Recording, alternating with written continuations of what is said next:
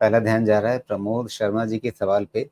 और इन्होंने दो नाम वैसे तो लिए हैं। आमतौर पे हम लोग जो पहला नाम होता है उसी पे बात कर लेते हैं जब भी कई नाम एक साथ अपने सवाल में दर्शक लिखते हैं। लेकिन यहाँ पे कोल इंडिया पे अभी हमने ताज़ा ताज़ा बातचीत की थी शायद, जितना मुझे याद आ रहा है सुमेश। तो तब से कोई ज़्यादा बदलाव तो हुआ नहीं होगा, तो हम इंजीनियर्स इंडिया पे बात कर लें क्या? हाँ, कर सकते हैं। जी। पोल पे तो भी क्विक व्यू इनको तो ये दे ही समझना है लेते कि हैं। अभी इंजीनियर्स इंडिया में एसआईपी करना अगर शुरू कर दें तो कैसा रहेगा। इनका जो टाइम होराइजन है वो मध्यम अवधि का है। इंजीनियर्स इंडिया पे वैसे नहीं, इतना जरूर एसआईपी कहिए करना है ना बताइए, राज। इतना जरूर जी बताइएगा कि बताइए। अगर इन दोनों में से आपको चुनना हो तो आप किसको पसंद करेंगे? कोई नहीं, सवाल ही नहीं है भाई। मुझे पॉलिसी का समझ ही नहीं आता। आज एक है, कल दो है, परसों तीन है। नींद नहीं आती राजीव जी इन सब में करके। भले ही 4 गुना हो जाए, मेरे पास दूसरे हो जाएंगे 4 गुना, मैं उसमें सो सकता हूँ, इसमें सो नहीं सकता। लेकिन वो खतरा क्या इंजीनियर्स इंडिया में भी है? इंजीनियर्स इंडिया पे जी। पहले आप पहले आप इनका पैटर्न जाके देख के आ जाइए। एक समय में 70-90 आईटीसी के बाद कोई अंबुजा सीमेंट से बना था, तो यही बना था। अब ब्रेकआउट हो गया फॉर सम रीजन, ठीक है, कंपनी अच्छी रहेगी, उसमें कुछ नहीं है। प्रॉब्लम क्या देखे ना, जो टर्नकी वाले होते हैं ना कंपनीज, या जो कि गवर्नमेंट वाले होते हैं, मेन चीज़ है कि उनका रिसीवेबल्स का ना बड़ा चक्कर रहता है। पेबल्स का तो पैसा निकल जाएगा आपका, रिसीवेबल्स कब आएगा उसका पता नहीं होता है। इसको प्रार्थना कीजिए, उसको प्रार्थना कीजिए, मेरा बिल दे दो भाई, ये करो भाई।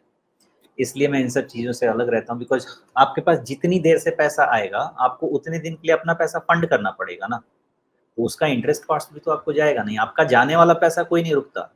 आपसे पैसा लेने के लिए सब सबसे पहले आ जाएँगे, आपको पैसा आने में टाइम लगता है। इसलिए मुझे इसमें नहीं काम करना है। ट्रेड करना तो मैं कहीं पे भी कर सकता हूँ जाके, वो तो मॉडल पे मैं करता हूँ। देखिए साहब, ऐसा है कि इंजीनियर्स इंडिया में भी आप मध्यम अवधि का काम करें, लेकिन आप इस असम्पशन के साथ काम करें कि गवर्नमेंट एग्ज़ैक्टली उसी तरह से काम करेगी जैसे पहले काम करती थी। और अभी कोई ऐसा रीज़न नहीं है मेरे पास सोचने का कि ऐसा नहीं करेगी। लेकिन फ्यूचर ना मैं जानता हूँ ना आप। इंजीनियर्स इंडिया को खेलने के लिए चूँकि वैल्यूएशन इसके नॉर्मल से तो आगे हो चुके हैं, तो उसके खेलने के लिए स्टैगर्ड बाइंग कीजिए, कोई तकलीफ नहीं है। लेकिन ऐसा होता है कि देखिए प्रीवियस हाई था इसका कब का, करीब-करीब 167 का। रिविज़िट होता है प्रीवियस हाई का, कभी ना कभी तो होता है, ऐसा देखा तो गया है। तो अब कितना करेक्शन होगा, I have zero idea.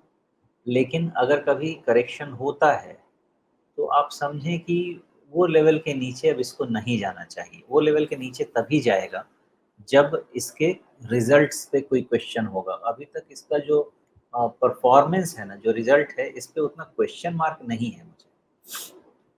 Growth का रेट क्या है? ग्रोथ का रेट थोड़ा-सा कम है, लेकिन वैसा भी कोई क्वेश्चन मार्क परफ़ॉर्मेंस पे तो मुझे नहीं दिख रहा है। तो इसको वॉच कीजिएगा और स्टैगर्ड बाइंग का ही अप्रोच रखिएगा। एक बार में कभी मत खरीदिएगा। अभी क्लोज़ है इसका 232 का, लेकिन मैं आपको कह रहा हूँ 160 भी हो सकता है। मार्केट की वोलेटिलिटी का कोई अंत नहीं है। वैल्यूएशन जितना इसमें बाहर निकला हुआ है, 20 से 30% का भी वैल्यूएशन करेक्शन हुआ तो हो सकता है। फिर भी स्टॉक खराब नहीं रहेगा। तो उस हिसाब से स्टैगर्ड बाइंग करना चाहें तो कीजिए। आपका स्टॉक यही है कि अभी हायर लो से ये पलट गया है और कोई रीज़न नहीं है कि उसके नीचे जाने का अभी सोचें हम। लेकिन 160 के पास रिविज़िट करना पड़ेगा। मेबी इन सब स्टॉक्स को रिविज़िट करने का तरीका प्राइस लेवल नहीं होगा। इनको रिविज़िट करने का तरीका आपका क्वार्टरली रिज़ल्ट है। अगर 2 क्वार्टरली रिज़ल्ट में अगर मेजर डिसअपॉइंटमेंट है, आपको सोचना चाहिए उस समय से। जी।